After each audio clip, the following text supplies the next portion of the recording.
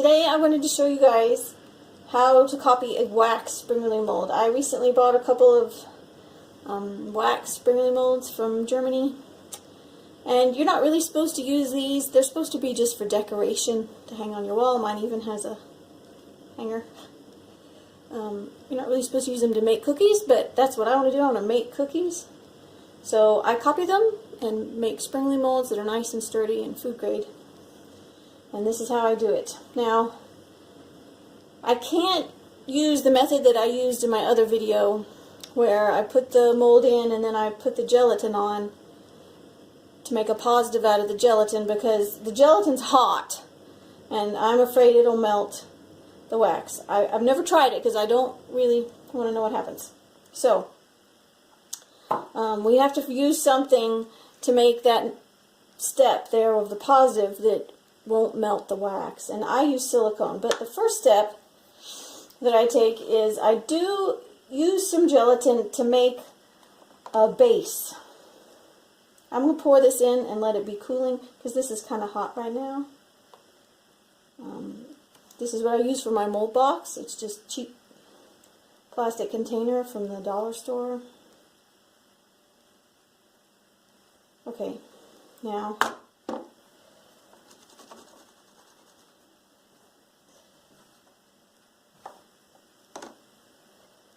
okay, so that's liquid right now, and we'll just let it set for a second and hopefully it'll start to gel up. But there's several reasons you might want to have a base of gelatin. If sometimes if the bottom of your mold box isn't the best, or if it has some little cracks that, you know, your silicone or your resin might run out, you can kind of pour this in, and then this will be a nice solid bottom. I like to use it in this case. It helps hold it still, and I'm hoping that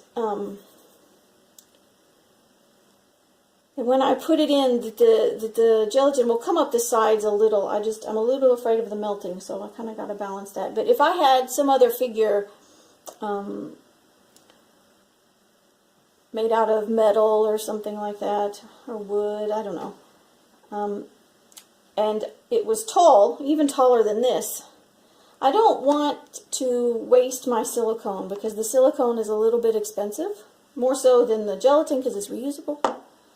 And so you might want to put a figure down into your mold box and sort of fill up the sides with gelatin and then let it gel, and then pour your silicone over the top once it's sort of been leveled off on the sides. And then all this side volume isn't taken up with silicone that you don't need and aren't going to use and is wasted. I'm not doing that with this one because, again, this is wax and I'm a little bit afraid of how melty it'll be. Okay, so I'm going to set this down in here and just kind of let it sink in just a little. My gelatin's starting to gel up. Oh yeah. Okay, so it's more or less sitting on top. I don't want to tilt it because, well, it doesn't really matter. Okay, so see, there it is. And you can see that not very much of that gelatin moved to the bottom when I tilted it. It's mostly on top. It's sunk in a little, and if the bottom side of my wax mold gets a little messed up, I don't care. Alright, so then you want to wait, I don't know, 20 or 30 minutes for the gelatin to get nice and cold. If you put it in the fridge, I could take this and put this in the fridge, and it would be all jello-y in just a couple of minutes. But now here I've got another mold that's already been put down into the congealed gelatin, as you can see here. It's gelled up and my mold is nice and firmly set in. My wax mold that I'm going to copy. So the next step is to mix part A and part B of the silicone. So I marked an equal line. I put water in here. I usually eyeball it, and then I marked it, then I poured the water in here and marked it, and then I dried them out. So that's how I get that Now the pot time on this is 6 minutes. So you kind of got to give a glance to the clock as you get started here. Make sure you're fast enough. Alright. Now, they say that you're supposed to stir for...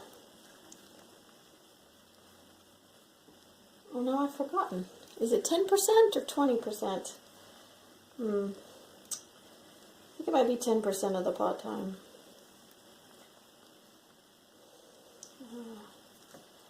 So that should be about a minute, so I'm going to watch the clock. I'm using this product from SmoothOn called Moldstar 20T. There are other products by SmoothOn, other silicone products, that have a longer pot time, which would be nicer.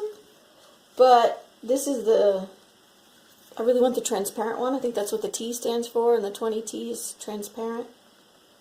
And this is the one with the longest pot time that is also transparent. So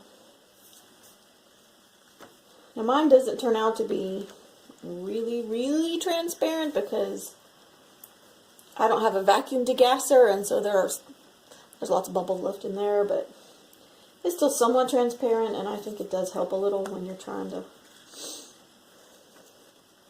look through it and pick bubbles off of things. Okay, I'm going to say it's been about a minute now. I like to move this into a third cup with a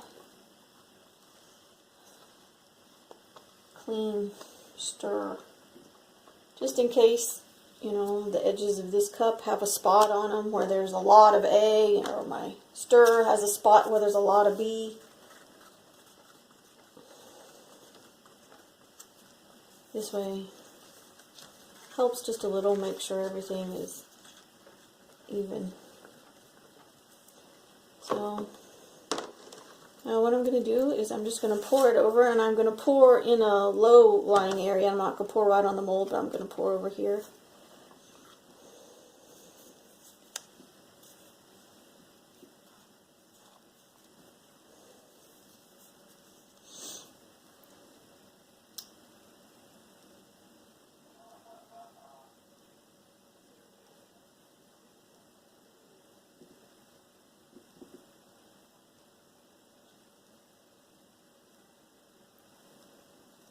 Really all we need is for it to come up and cover the top. It's really strong, doesn't have to cover the top by much, maybe a 1/4 of an inch. Oh, it looks like I eyeballed that really well.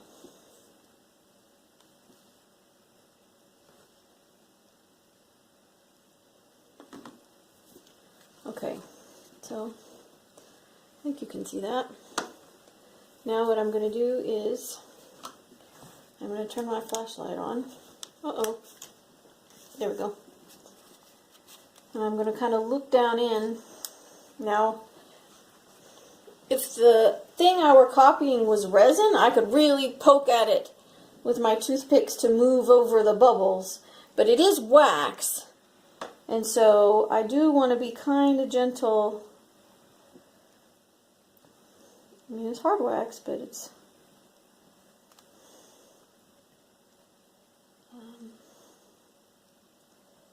So again, our pot time is only 6 minutes. We don't have a lot of time to do this. But what I'm doing here is I'm just kind of bumping the bubbles. You can't really pop them. Pop the ones that are way down inside. But if you could just move them off of the surface of the mold, we don't care if they're floating in the stuff, so long as they're not actually sitting on the surface.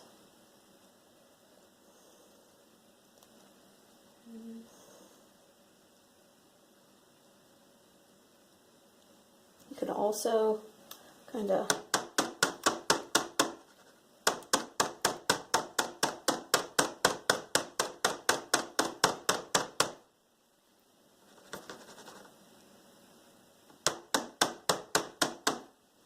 Alright, now the or the cure time is 30 minutes of this silicone.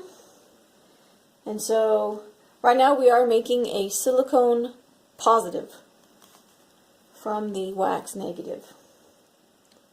So we will wait about 30 minutes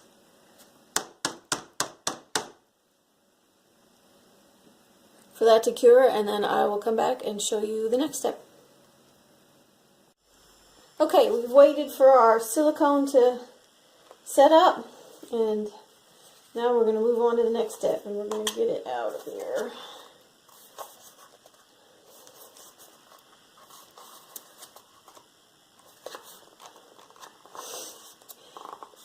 Sometimes it's easier than others, but once you can get under there.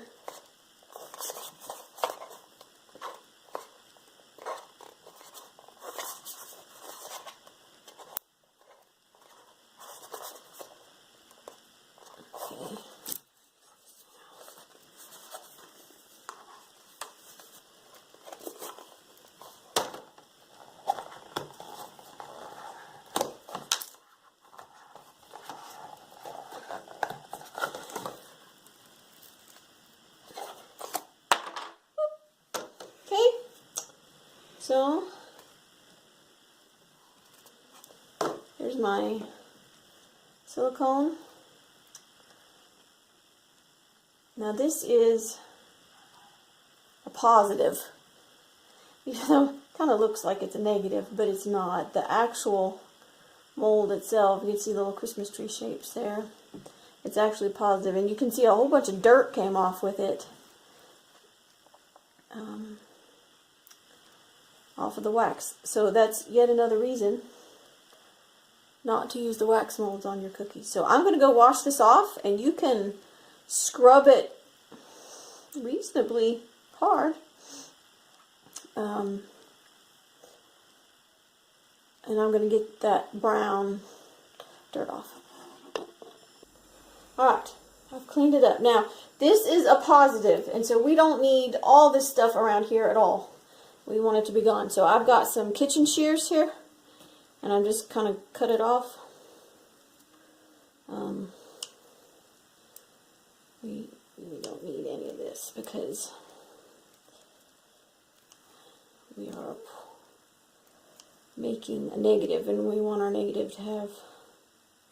We could have just poured it in there, but actually, oh well, I've committed to doing it this way. So.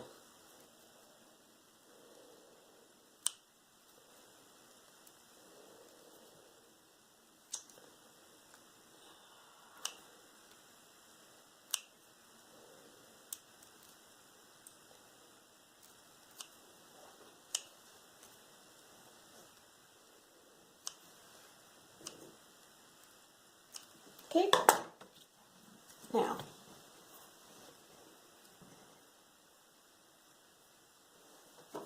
I'm going to take this thing with the gelatin in it, and I'm just going to take that gelatin right out that we used earlier. Okay, and I'm going to put my Christmas tree down in there, except,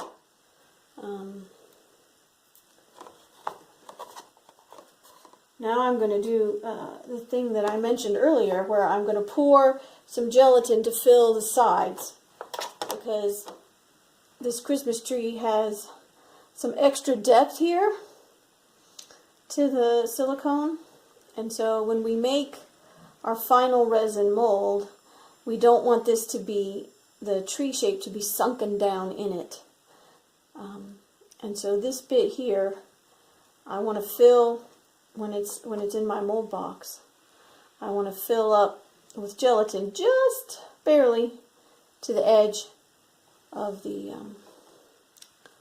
to where the actual level of the tree is going to start, the Christmas tree.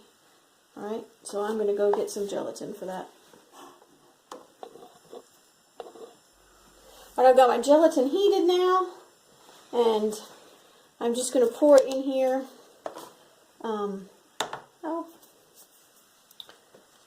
Up to the sides of my Christmas tree bit.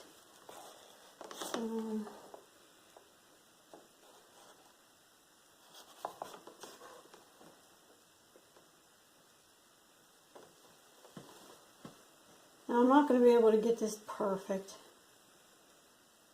but I want to get it enough that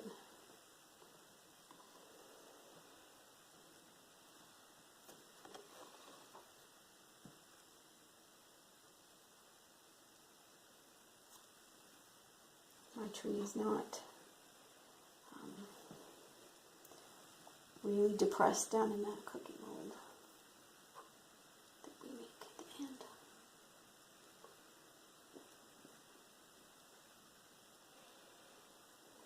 Okay, so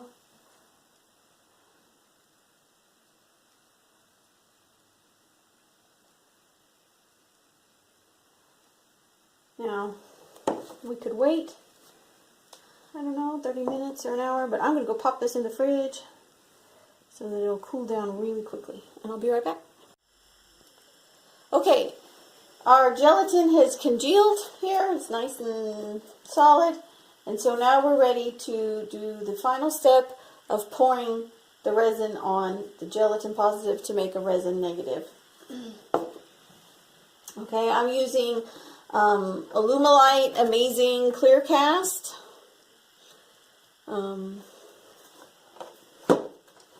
Comes with parts A and parts B. Now, if you want it to have a color, you're supposed to put the color into the A side. So, this is how I do it. You don't need very much. I just get some on the tip of my toothpick, and then I put it in there. It doesn't take very much at all. So once you've stirred your color in, maybe you use a little bit too much. This one's going to be very colorful. Alright, the B side is runnier, so I usually pour B into A because it just pours better.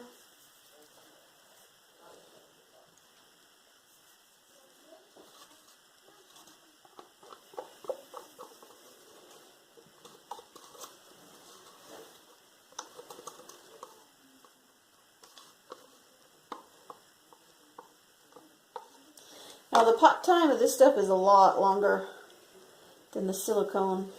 I think it might be 40 minutes or something like that. I think it's something like that.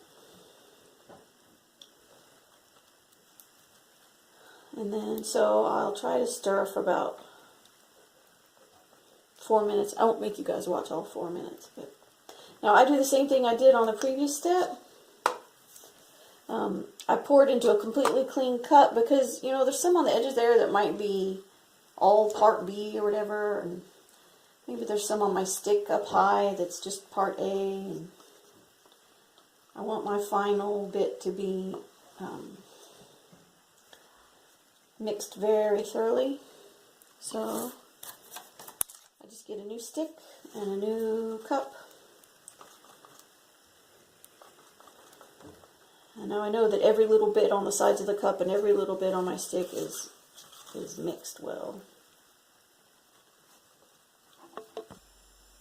Okay, it's been about 4 minutes. I've been stirring. As you can see, there are lots of bubbles in here.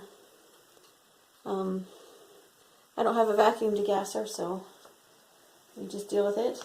And in the resin step is not a bigger problem as in the silicone step, in my opinion.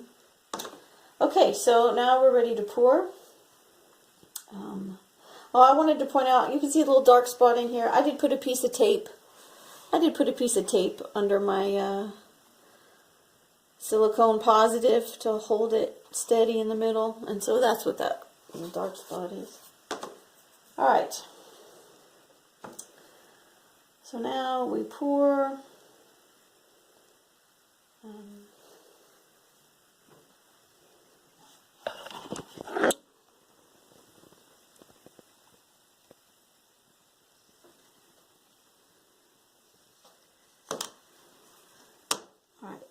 Now,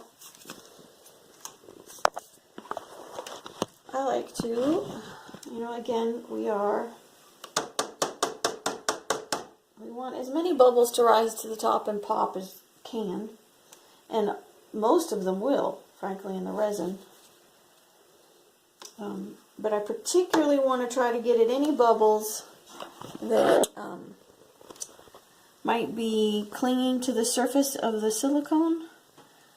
So I'm using a non-pointy toothpick. They come in really, really pointy, and then they come in these that are more, the shaft is square rather than round. Because you can scratch, well, I don't know if it would scratch the silicone. It would definitely scratch the gelatin. So I prefer to use these that are a little bit less sharp on the end.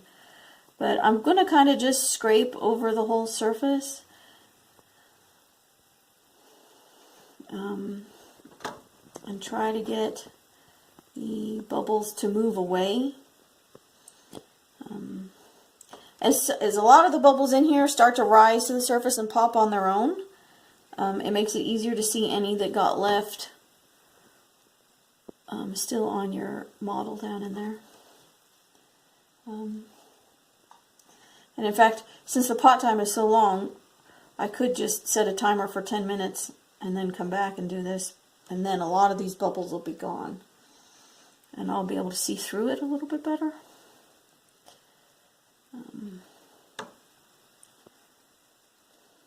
I might do that, but I'm not really seeing.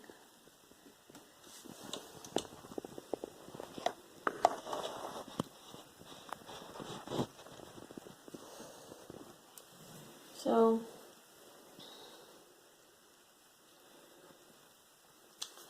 now that we have poured the resin, I think that it takes 24 hours. Well, I think maybe it says 12 hours when it kind of starts to be cured, and needs to be 24 hours before it gets really hard. So I will wait somewhere between 12 and 24 hours, and then we'll pop it out, and then I leave it alone until it gets to that full 24 hours. I don't touch it over much. But sometimes after the 12 hours, it's just a little bit bendy, and that helps you demold. But if you waited, 24 hours or 5 days, you can still get it out. Or I can get it out of my mold box, because my mold box it's kind of a thin plastic, and it's a little bit bendy. So, and if you're using a silicone mold box, then you could leave it in there the whole time, because silicone obviously will just peel away. And when I make my round ones, I use a silicone mold box. Okay, so I'll see you tomorrow. Okay, here we are. It's been a day.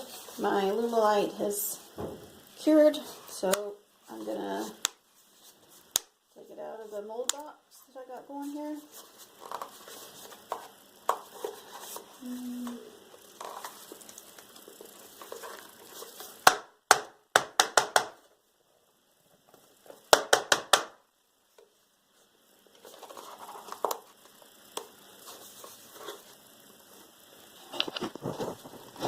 Come on, look.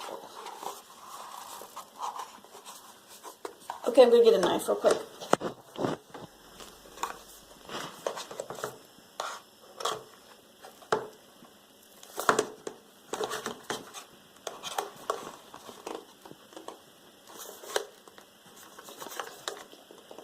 Okay, so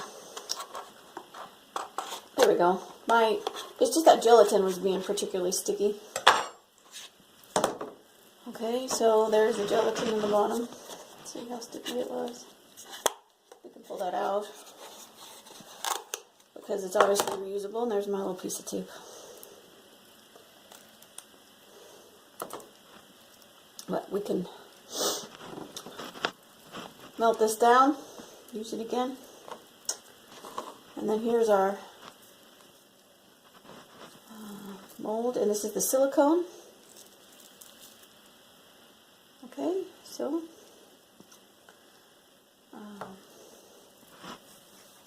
There's my Christmas tree mold.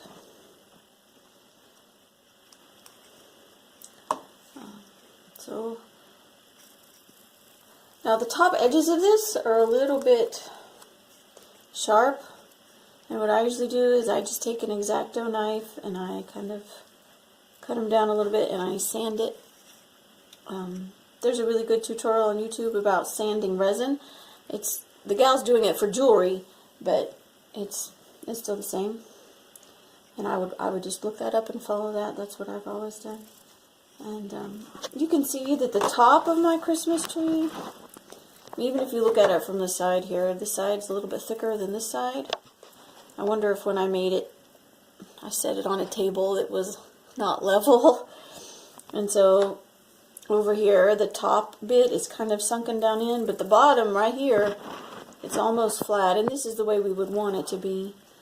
But with the materials I have and the abilities that I have to do these copies, that's good enough. So the only other thing that I wanted to say about this is that at various stages, in both the gelatin stage and in the silicone stage, there are bubbles. And sometimes when your resin is done, you can see some of those bubbles and you can deal with them.